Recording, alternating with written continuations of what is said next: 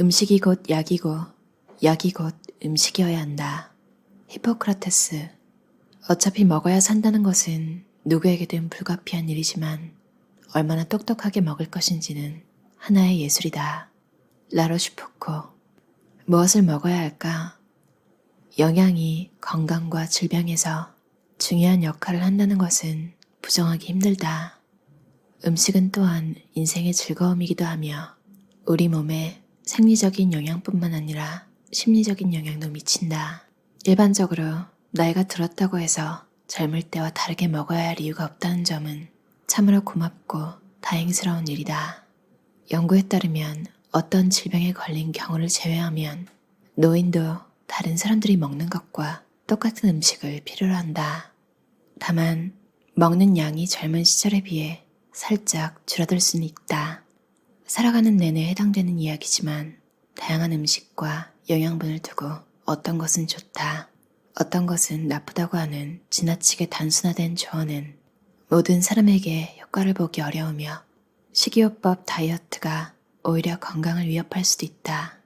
더군다나 한 사람이 한 가지 식이요법으로 성공했다고 해서 다른 식이요법은 그보다 못하다고 할 수 없다. 건강과 장수를 보장해주는 단 하나의 올바른 식이요법이란 것은 존재하지 않는다는 말이다. 영양학의 창립자 중 한 명인 그레이엄 러스크는 1927년에 이렇게 말했다. 저는 영양학이 우리에게 말해줄 수 있는 모든 내용을 한 문장으로 요약할 수 있습니다. 여러분의 환자들에게 잘 요리된 음식을 충분히 다양하게 잘 차려서 좋은 사람들과 함께 어울려 먹으라고 하세요. 90년 이상이 지난 오늘날에도 이 조언은 여전히 그 빛을 잃지 않고 있다. 다양한 음식을 섭취하라는 충고는 알려진 유형의 영양실조나 혹시 모를 영양실조를 막아줄 보호막이 되어준다. 이것은 나이에 상관없이 모든 사람에게 도움이 되는 충고지만 노인들에게는 특히나 도움을 준다. 나이가 들면서 우리는 소비하는 칼로리 양이 줄어드는 경향이 있으므로 먹는 양을 조금은 줄일 필요가 있다. 또한 나이가 들면 일부 만성 질환의 발병 위험이 높아지기 때문에 식단의 질이 그 어느 때보다도 중요하다. 장수를 촉진하는 단 하나의 식습관 같은 것은 존재하지 않는 것으로 보이고 따라서 이상적인 끼니 구성도 존재하지 않는다고 할 수 있다. 어떤 사람들은 하루에 한 끼만 먹고도 잘 사는 반면 어떤 사람은 무려 6끼나 먹는다. 어떤 사람들은 배가 부르도록 먹는 일이 좀처럼 없고 가볍게 자주 먹는데 이런 사람들 역시 건강하게 늙는 것으로 보인다. 어떤 식생활이 좋으냐는 질문에 하나의 해답이 존재하지 않는다고 해서 아무 것이나 먹고 싶은 대로 막 먹어도 된다는 의미는 아니다. 건강을 악화시키고 질병, 심지어 조기 사망을 직접적으로 촉진할 수도 있는 식습관이 분명 존재한다. 우리가 무엇을 먹느냐에 따라 노화와 관련된 하락의 속도와 심각성이 큰 영향을 받을 수 있다. 뭘 먹는지 알고 먹자. 내가 먹은 것이 곧 내가 된다는 옛말이 있다. 내가 보기에 이 말은 절반의 진실을 담고 있다. 내가 먹는 것이 내가 되는 것이 아니라 내가 소화한 것이 내가 된다. 섬유질은 식물성 식품의 일부를 구성하는 성분으로 우리 몸은 이것을 소화하지 못한다. 섬유질은 사실상 거의 변화 없이 위장관을 그냥 지나쳐가지만 건강을 유지하는 데에는 대단히 중요한 역할을 하고 그 역할 중 일부는 나이가 들수록 더욱 중요하다. 미국 의학연구소에서는 하루에 35g의 식이섬유 섭취를 권고한다. 사람들 대부분은 이 목표에 한참 못 미쳐서 평균 12g에서 18g 정도의 식이섬유만 섭취하고 있다. 색깔을 먹자. 접시의 절반은 과일과 채소로 채워야 한다. 과일과 채소는 통곡물과 더불어 식이섬유뿐만 아니라 복합 탄수화물과 미량 영양소를 공급해준다. 몸에 좋은 다양한 과일과 채소를 확실하게 섭취하는 쉬운 방법은 색깔을 생각하는 것이다. 밝은 색을 띠는 과일과 채소들에는 아연, 비타민 C, 비타민 E 등 항산화 성분과 질병에 맞서는 성분, 그리고 루테인, 제아잔틴, 베타카로틴과 같은 피토케미컬이 풍부하게 들어있다. 베리 종류는 색이 진할수록 항산화 효과도 크다고 보면 된다. 하루의 목표를 색이 다른 과일과 채소를 적어도 4-5가지 정도 섭취하는 것으로 잡자. 견과류는 건강 식단에서 빠져서는 안 될 요소로 불포화 지방, 마그네슘, 구리 성분을 풍부하게 지니고 있다. 하지만 견과류의 문제점은 칼로리가 높다는 점과 자꾸 손이 가서 소량만 먹고 그만 먹기가 어렵다는 점이다. 견과류는 4분의 1컵을 섭취하는 것을 목표로 하자. 이 정도면 테이블 스푼으로 깎아서 4스푼 정도의 양이다.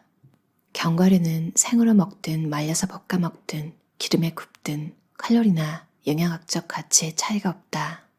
소금을 가미한 견과류는 나트륨 성분이 높을 수 있으니 영양 성분 표시를 확인해 하루 나트륨 섭취량의 적절한 범위 내에서 섭취하도록 하자. 탄수화물을 섭취할 때는 신중하자. 과도하게 정제되고 가공된 형태의 탄수화물은 과식을 유발하고 건강을 악화시킬 수 있다. 우리는 보통 물을 영양분이라 생각하지 않지만 물은 여러모로 가장 중요한 영양분이라 할 수 있다. 나이가 들면서 콩팥의 기능이 떨어지면 적절한 수분 섭취가 더욱더 중요하다. 목이 마를 때까지 기다렸다가 물을 마시지 않도록 주의하자. 나이가 들면 갈증의 메커니즘도 약해진다. 따라서 충분한 물을 마시려고 의식적으로 노력하지 않으면 나이가 들수록 탈수의 위험이 커진다. 하루에 2리터 정도의 수분을 섭취하는 것을 목표로 하자. 내 환자 중 한 명은 아예 냉장고에 2리터짜리 물병을 놓아두고 매일 저녁 신선한 물을 채워두었다가 그 다음날 그 물병을 모두 비운다.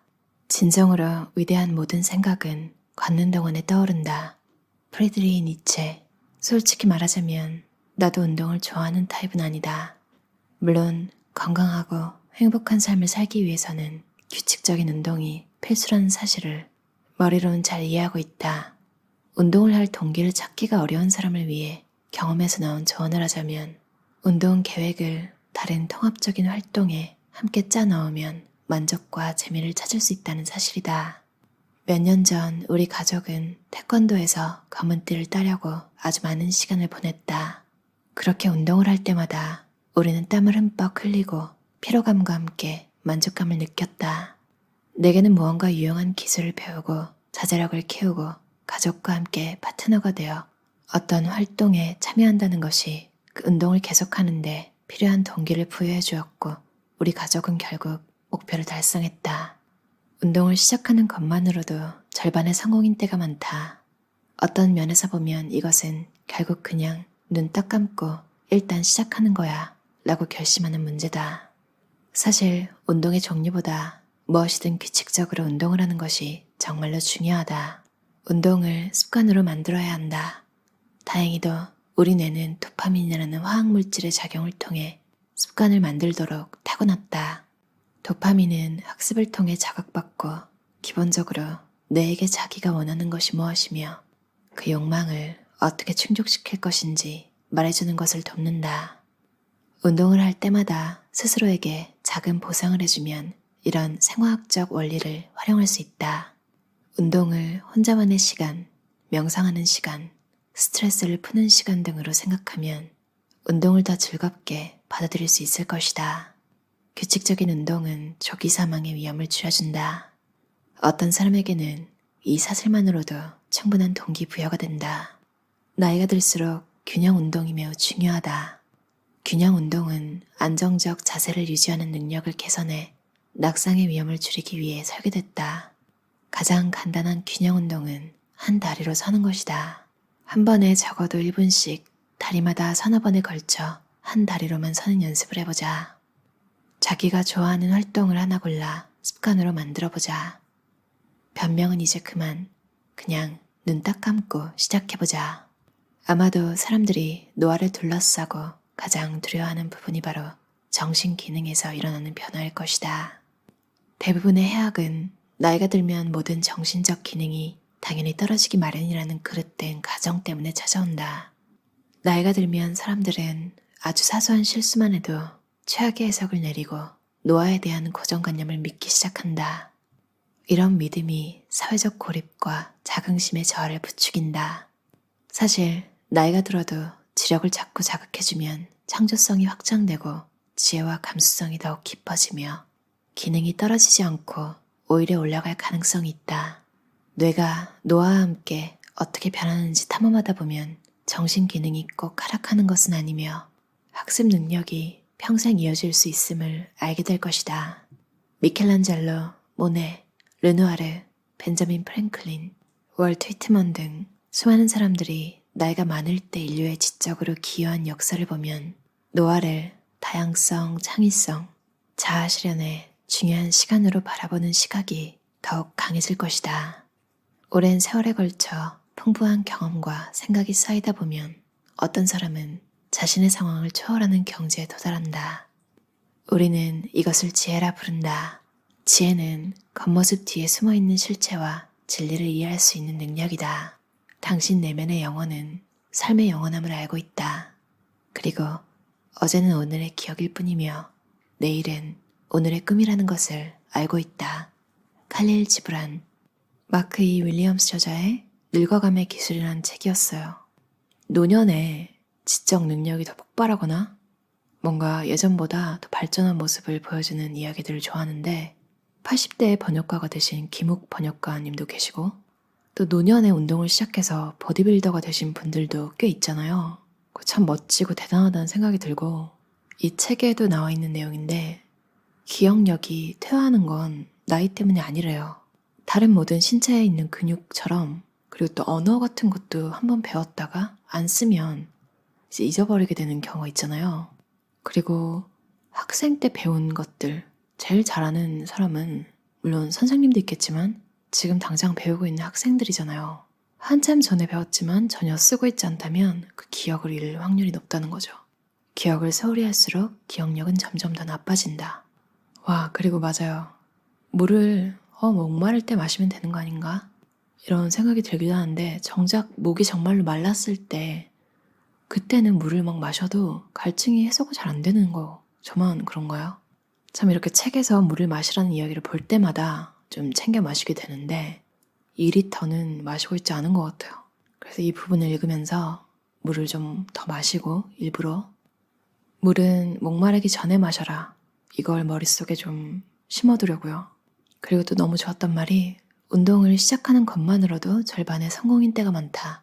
맞아요. 이것도 또 완벽주의가 망치는 경우가 있는데 에이 가서 1시간 운동할 거 아니면 뭐하러 나가. 이런 생각 때문에 아예 시작도 안 하게 되는 사실 5분만 뛰어도 너무 당연한 이야기지만 0분 한 거보다 낫잖아요.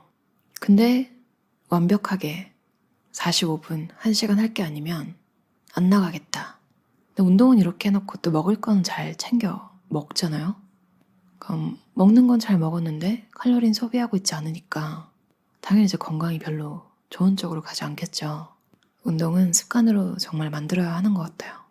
규칙적인 운동은 조기 사망의 위험을 줄여준다. 어떤 사람에게는 이 사실만으로 충분한 동기부여가 된다. 이 문장도 굉장히 동기부여가 되더라고요, 저한테도. 물 마시기, 색깔별로 과일, 야채 잘 챙겨 먹기.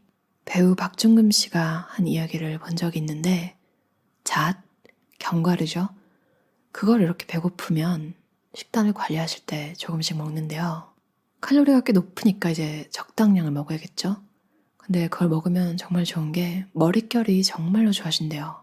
저도 비슷한 경험을 한 적이 있어서 되게 공감이 갔어요. 저는 땅콩을 막 먹은 적이 있었거든요. 근데 어느 날 머릿결이 갑자기 좋아진 거예요. 그래서 좀 깜짝 놀랐던 기억이 있어요.